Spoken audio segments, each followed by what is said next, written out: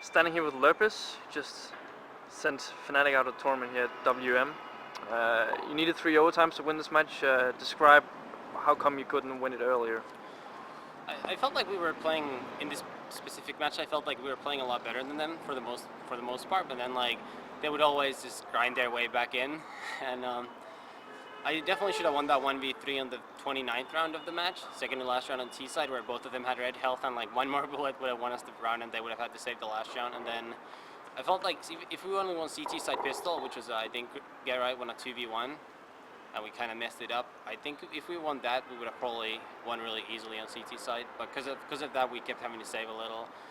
And then in overtimes, I think we always had the lead going into the last round, and then they always just came back somehow. So I mean, there were one really bad round that we really messed up when we had B and we lost like a 2v4, like a 3v5 on the I think the second overtime. But other than that, they just played really good, and I mean that's why they came back. It seems like on Dust 2 teams are getting better at CT. Do you have any comments on this? Yeah, I mean it's the same way the game's evolving for every other map too. Like I mean, go back like 4 years, no one was winning T side Duke like 12-3, like one of the best teams were playing. I mean that's what happened in Fnatic yesterday.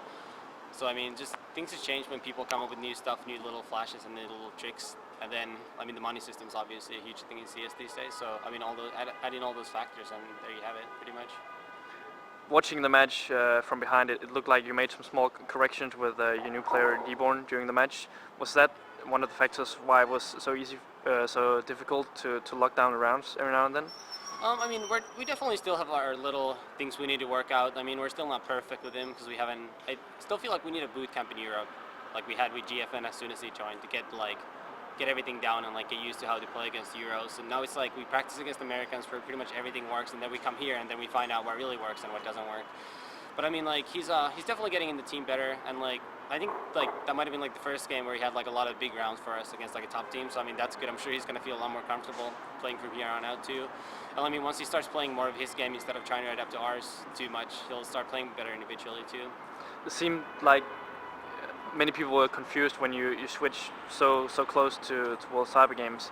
Can you shed some light on what actually happened with this roster changes?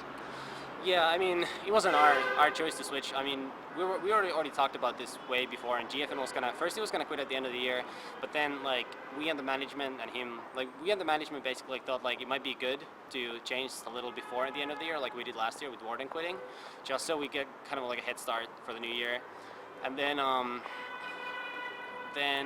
we won MSI Beat It, and at that point we obviously felt like, well, we want to play out the year because we're doing good with him.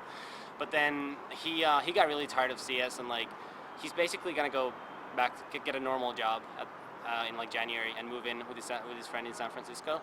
So right now he's somewhere in South America. I think he's in Costa Rica maybe, or Panama or something. And he went through Colombia already. He's been there for like 1.5 months. So I mean that's what he's doing. And I think basically the way it happened is after WCG USA, which was right after MSI Beat It. I was unavailable for practice for a week, so they were just practicing with the WCG lineup constantly, and I think he was really annoying for him to go back to Shack calling because he hadn't had to do it for so long. So like he kept getting more and more irritated every single day of practice. So like after one day he was like, okay, like I don't want to even play WCG and actually Masters. Like I just want to be done.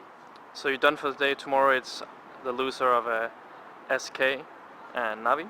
Yeah, I mean on the player guide or rulebook or whatever, it actually says that they wouldn't flip the bracket, but I mean, I can only assume they're actually going to do it, and that's just wrong, so yeah.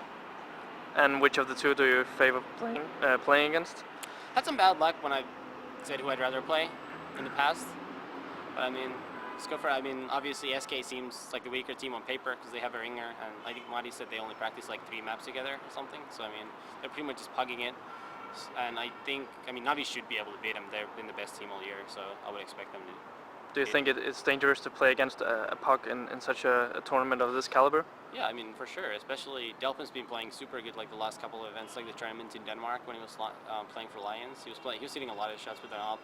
So I mean, especially in a map like Tuscan where you can just like peek places and push a lot and do random things, that can really work. Like Tuscan's a very puggy map, I feel like, so it can easily work out good for them.